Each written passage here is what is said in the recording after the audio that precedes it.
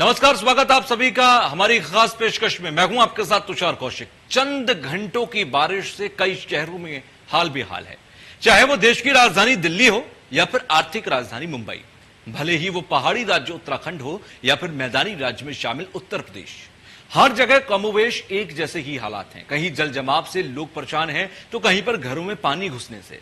आखिर इस हालात के जिम्मेदार कौन हैं, आज हम आपको बताएंगे अपने इस खास प्रोग्राम वाटर बम में।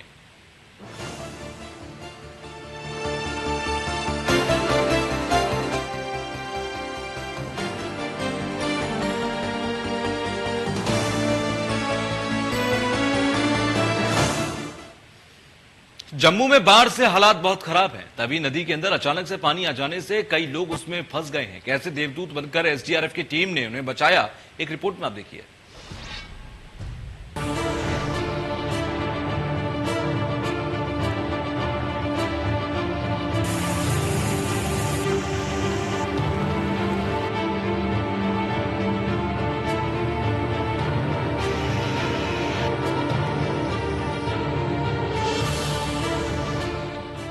दिल्ली हुई पानी पानी, थम गई आर्थिक राजधानी। पहाड़ पर भी बारिश से आफत।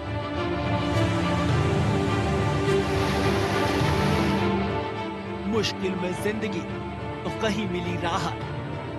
जम्मू तवी में है और यहाँ की अगर बात करें तो जम्मू में 2 दिनों से हो रही बारिश के बाद का आपको बताऊं, आज जम्मू तवी में अचानक जो जलस्तर बढ़ा उसके बाद यहाँ पर 3 से 4 लोग जो हैं वो तवी नदी में फंस गए थे, जिसे इस वक्त आप देखेंगे अपनी टीवी स्क्रीन पर।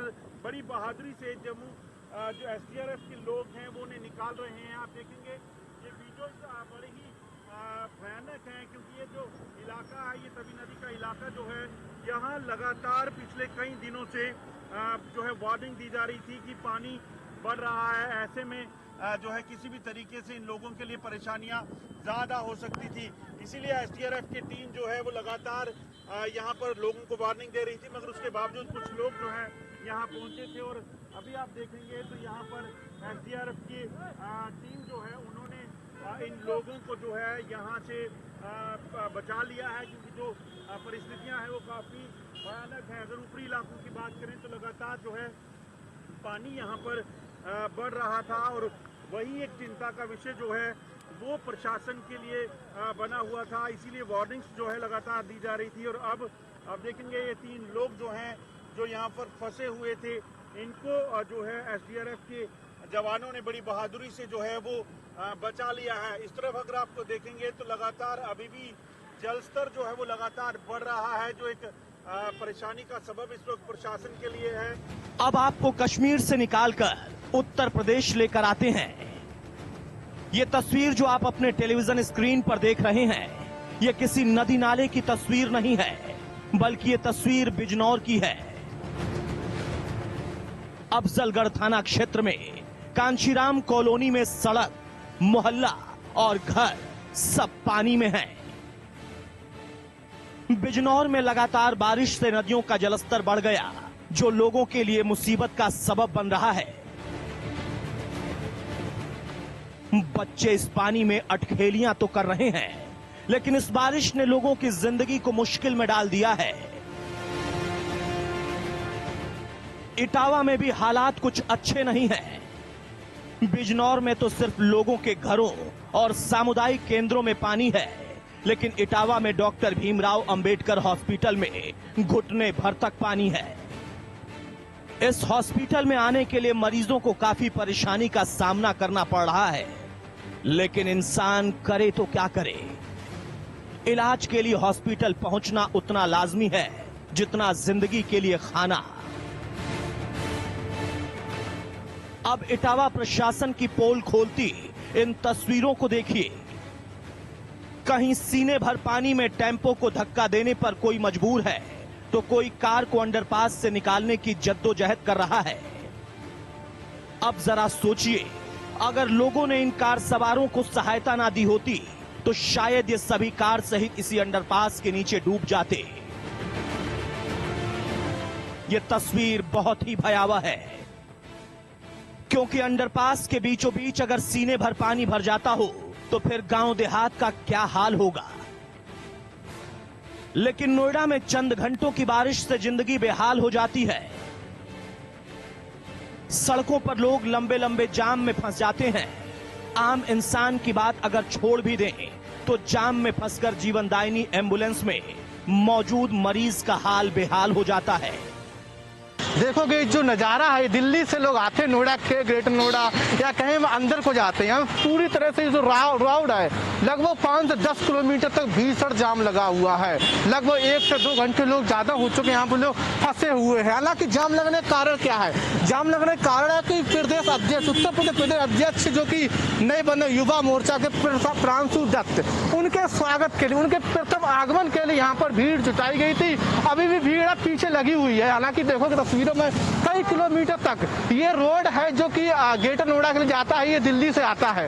हालांकि ये पूरी तरह से जाम है। यहाँ से लेकर पूरी तरह से जो रोड है ये पूरी तरह से जाम, लोगों को घंटों से ज्यादा फंसे हो चुके हैं। हालांकि अब दिक्कत है क्योंकि ये स्वागत के लिए यहाँ पे जो बीजेपी कार्यकर्ता है उनकी भीड़ उमड़ी है, बाहर गाड़ियां खड़ी है, उसी के स्वागत के लिए भीड़ जुटाएगी। भीड़ के चलते जो सड़कों पर गाड़ियां खड़ी की, उसके चलते जो रोड है पूरी तरह से रोड है वो जाम हो चुका है। लोगों को बहुत सारी समस्याएं हो रही, क्योंकि जो लोग दफ्तर जा रहे थे या कहीं दवाई या कहीं एम्बुलेंस, वो तमाम तरह की जो गाड़ियां हैं इस भीषण जाम में फंसी हुई हैं। अब जब हर तरफ से बारिश की तबाही है तो इन सब के बीच एक ही सवाल है कि आखिर क्यों हर बार लोगों को इन परेशानियों से जूझना पड़ता है। आखिर क्यों हर बार लोग डूबने को मजबूर होते हैं। आखिर क्यों इन समस्याओं को मॉनसून आने से पहले हल नहीं किया जाता। क्या अधिकारी ये मान चुके हैं कि उनसे इन समस्याओं का हल नहीं होगा, इसीलिए वो हार कर हर बार आम लोगों को डूबने के लिए छोड़ देते हैं। अधिकारियों पर सवाल इसलिए क्योंकि जिलों में विकास का जिम्मा इनके कंधों पर होता है। लोगों को एक बेहतर जिंदगी मिले इसका जिम्मा इनके कंधों पर है, लेकिन ये तो सब कुछ से अपना पल्ला झाड़कर लोगों को डूबने के लिए छोड़ देते हैं, जिससे यहीं इनका भविष्य हो जाता है। जम्मू कश्मीर से संवाददाता अजय जांडियाल और नोएडा से रजत कुमार के साथ bureau report, India news, Uttar Pradesh, Uttarakhand. लगातार बारिश से उत्तराखंड और उत्तर प्रदेश के हाल बेहाल है। मूसलाधार बारिश से नदी नाले उफान पर हैं। घरों के आगे सैलाब बह रहा है और कहीं घर पर लहरें हावी होती जा रही हैं। हालात ये है कि यहां लोगों के पास बचने तक का समय नहीं है। कहीं बादलों की बेरुखी से लोग परेशान हैं, तो कहीं बादलों के सितम से आवाम की सांसें अटकी हैं। बारिश के चलते साइबर सिटी गुरुग्राम पानी पानी है। कहीं घरों में पानी भर गया।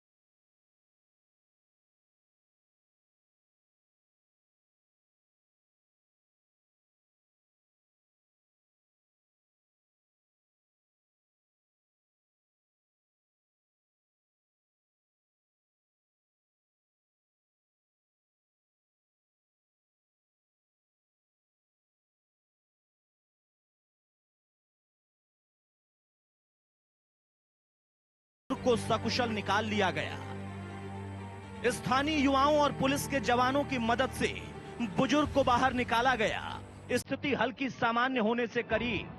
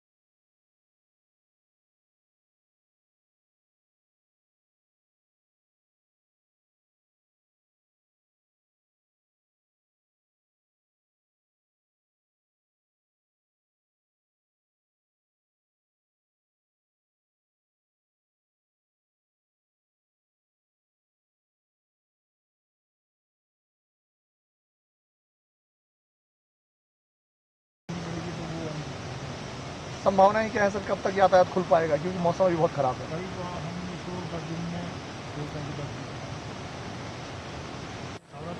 पर जो है 10 मीटर स्पैन तक आरसीसी ब्रिज था, ये कल रात हो गया है। मैंने इसका निरीक्षण किया तो हम तो इसको सोचते हैं कि डाइवर्जन ब्रिज बनाएंगे हम, पुल तो अभी संभव नहीं है, तो डाइवर्जन ब्रिज बोला भी बहाव। उत्तरकाशी में ही लगातार हो रही बारिश से जगह जगह तबाही का मंजर देखने को मिल रहा। जिले के दर्जनों गांव का संपर्क जिला मुख्यालय से टूट चुका है। भटवादी ब्लॉक के मांडो कंकराड़ी में फटे बादल से उत्तरकाशी, लंबगांव, केदारनाथ मोटर मार्ग भी साडा गांव के पास बाधित हो गया है। कंकराड़ी गांव से आए सैलाब से साड़ा गांव के पास बनी पुलिया बह गई, जिससे लंबगाम धनोत्री क्षेत्र के दर्जनों गांव का संपर्क जिला मुख्यालय से टूट गया है। गांव से केदारनाथ जाने वाला मार्ग भी बंद हो गया है।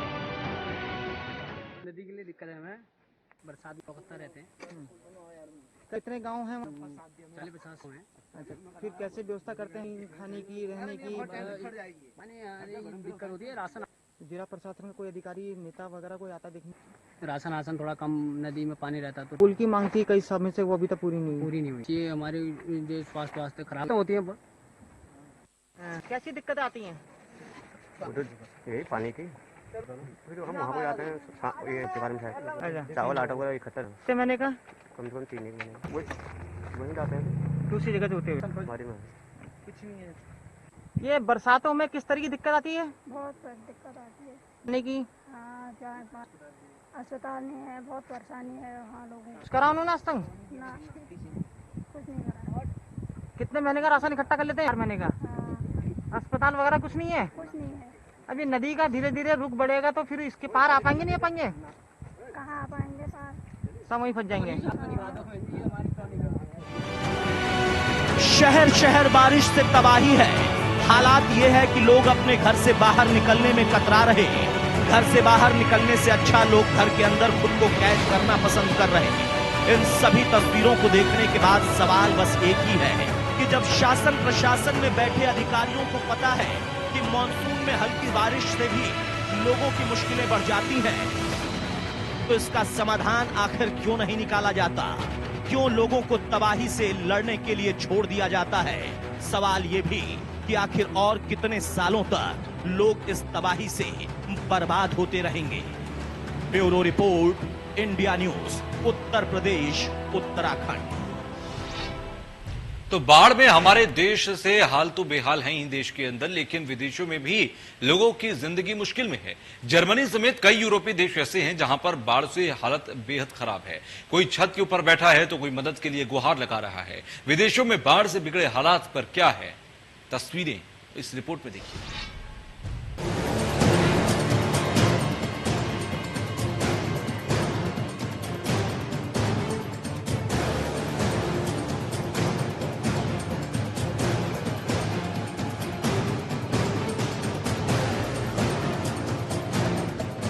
देश में तो बाढ़ के हालात आप देख चुके हैं, लेकिन विदेशों में भी इस बाढ़ ने तबाही मचा कर रखी हुई है। बाढ़ से हर तरफ हाहाकार है। अब आप तस्वीर देखिए विकसित यूरोप की। आलम यह है कि जर्मनी में भीषण बाढ़ से अब तक 160 से ज्यादा लोगों की मौत हो चुकी है। 1500 लोग लापता हैं। मौसम विभाग के एक अध्ययन में कहा गया कि जर्मनी, बेल्जियम, स्विट्जरलैंड, नीदरलैंड्स में भारी बारिश के कारण जलवायु में बदलाव है।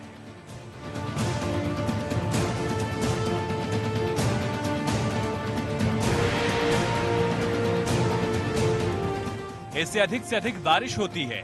जर्मनी में 1000 साल में कभी ऐसी बाढ़ नहीं देखी गई।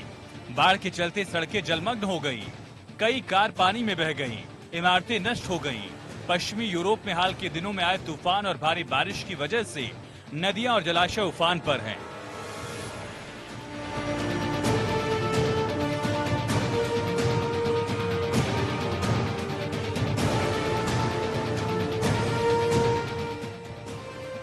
यूरोप के कुछ सबसे अमीर देश इस हफ्ते अस्त व्यस्त हो गए। जर्मनी और बेल्जियम में पिछले 100 सालों में ऐसा संकट नहीं आया। दर्जनों नदियां ओवरफ्लो हैं, शहरों में कई फीट पानी भरा हुआ है। जर्मनी की बड़ी आबादी खतरे में है और हजारों लोग लापता हैं।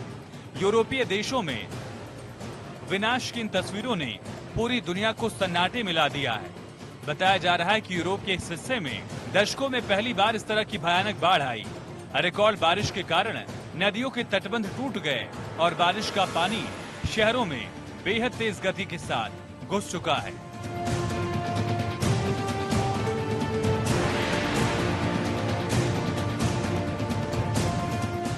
ग्रामीण इलाकों में एक साथ कई घर तबाह हो गए। कई इलाकों में मोबाइल नेटवर्क की सेवाएं भी बाधित हो गई हैं।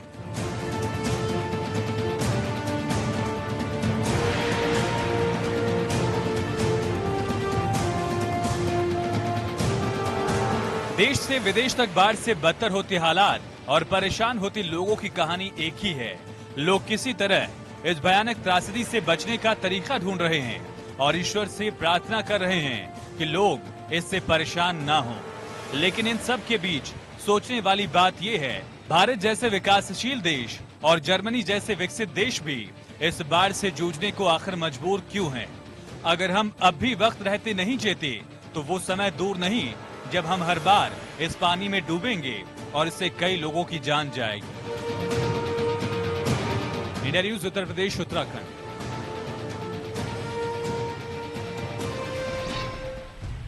तो फिलहाल के लिए इस खास पेशकश में बस इतना ही, लेकिन खबरों का सिलसिला लगातार जारी है। बने रहिए हमारे साथ। नमस्कार।